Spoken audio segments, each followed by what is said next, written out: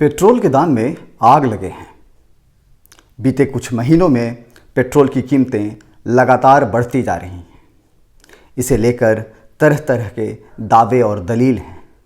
कुछ लोग कहते हैं कि यह सरकार की मजबूरी है, जबकि कुछ का कहना है कि सरकार चाहे तो इस पर नियंत्रण लगा सकती है।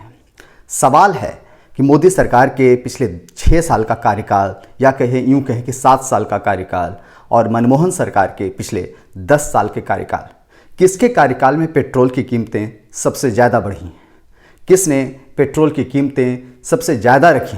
किसने इस पर सबसे ज़्यादा नियंत्रण किया और किसने इसे बेतहाशा बढ़ने दिया? सोशल मीडिया पर इससे लेकर सबके अपने अपने दावे हैं।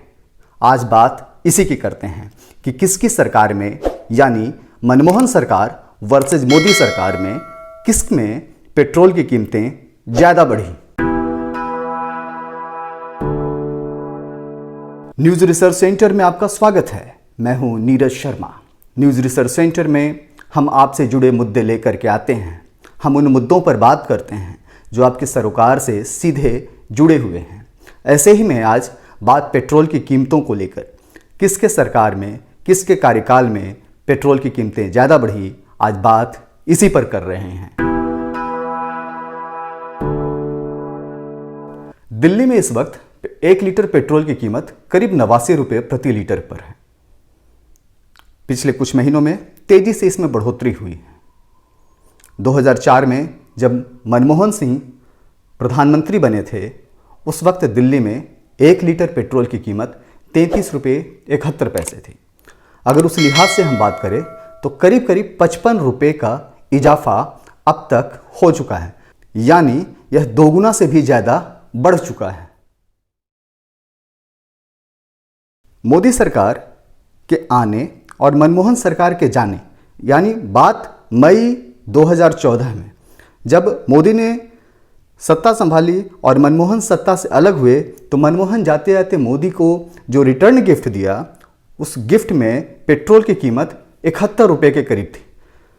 71 रुपये से लेकर के अब दाम 89 रुपये तक पहुंच गया है।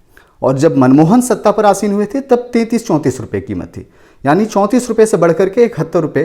ये जो मार्जिन है, ये करीब करीब डबल का मार्जिन है और इस कीमत में करीब करीब 38 रुपये का इजाफा हुआ। मोदी जब 2014 में सत्ता में आए, शपथ लिया, तब 71 रुपये 34 पैसे के कगार पर प्रति लीटर पेट्रोल बिकता था। आज फरवरी 2021 में पेट्रोल की कीमत दिल्ली में करीब करीब 89 रुपये है। यानी मोदी के आने और 7 साल तक करीब सत्ता में रहने पर, अगर 2014 से 2021 के बीच की इस अंतर को देखें तो महज यह जो अंतर है वह 17 रुपये 59 पैसे का केवल है। यानी यूपीए शासन के 10 साल के राज में पेट्रोल के दाम 38 रुपये बढ़े। मोदी राज के 7 साल के शासन में कीमतों में केवल 17.5 रुपये की बढ़ोतरी हुई है। दरअसल अब सवाल है कि आखिर ऐसा क्या हुआ कि मनमोहन सरकार को 10 साल के शासन में पेट्रोल की कीमतें इतनी ज़्यादा बढ़ानी पड़ी और मोदी सरकार के राज में पेट्रोल की कीमतों में केवल 17.5 रुपये का इजाफा हुआ है। फिर भी आरोप मोदी सरकार पर लग रहे हैं कि सरकार ने कीमतों को अनियंत्रित कर दिया, यानी कीमतों पर कोई कंट्रोल नहीं रखा। अब बात उसके कारण की हो। अब समझते हैं कि इसके पीछे की पूरी वजह क्या है। असल में साल 2004 में जब यूपीए सरकार सत्ता में आई थी, तब कच्चे तेल की कीमतें करीब करीब $35 प्रति बैरल अंतर्राष्ट्रीय स्तर पर थे। लेकिन 2011-12 में कीमतों में ज़बरदस्त इजाफा हुआ। मतलब कि 8 साल के अंदर ही कीमतें $34 प्रति बैरल से बढ़कर के $112 प्रति बैरल के आंकड़े को पार कर गई। यानी यूपीए के 10 साल के शासन में कच्चे तेल की कीमतों में 3 गुना से ज़्यादा की बढ़त हुई, जबकि इस दौरान पेट्रोल के दाम में हर साल करीब 4 रुपये की बढ़त हुई। और 2004 के 33 रुपये के मुकाबले पेट्रोल की कीमत बढ़कर 2014 में 71 रुपये पहुंच गई। दूसरी तरफ प्रधानमंत्री नरेंद्र मोदी के नेतृत्व वाले एनडीए सरकार के पिछले 7 साल की तुलना करें तो इस दौरान तेल के दाम 71 रुपये 41 पैसे से बढ़कर के 89 रुपये तक पहुंचे हैं। यानी इसमें करीब 18 रुपये की बढ़त हुई है। हालांकि किसी निष्कर्ष पर पहुंचने से पहले इस बात पर गौर करना जरूरी है कि यूपीए के मुकाबले एनडीए को लगातार कच्चा तेल सस्ता मिला है। आपको बता दें कि $112 प्रति बैरल का कच्चा तेल था, तब यूपीए सरकार पेट्रोल को करीब ₹65.76 में बेचती थी। लेकिन आज जब यह $63 यानी यूपीए की तुलना में करीब 56% से भी कम कीमत पर है, तब भी एनडीए सरकार पेट्रोल ₹89 के आसपास बेच रही है। मूल कारण यही है कि अंतर्राष्ट्रीय स्तर पर कच्चे तेल के दाम में जबरदस्त गिरावट आई है। उसके बावजूद भी मोदी सरकार ने कभी कच्चे तेल की कीमतों को, पेट्रोल की कीमतों को कभी कम होने नहीं दिया। जबकि मनमोहन सरकार में कच्चे तेल की कीमतें आसमान पर थी, बावजूद इसके उन्होंने पेट्रोल की कीमतों को नियंत्रित करने की कोशिश की। क्रूड ऑयल की कीमतें मोदी सरकार का कार्यकाल शुरू होने के बाद नीचे गिरना शुरू हो गया था। 2015-16 में यह $46 प्रति बैरल के स्तर तक नीचे आ गई थी। लेकिन मोदी सरकार ने पेट्रोल की रिटेल कीमतों को समान स्तर पर बनाए रखने का फैसला किया।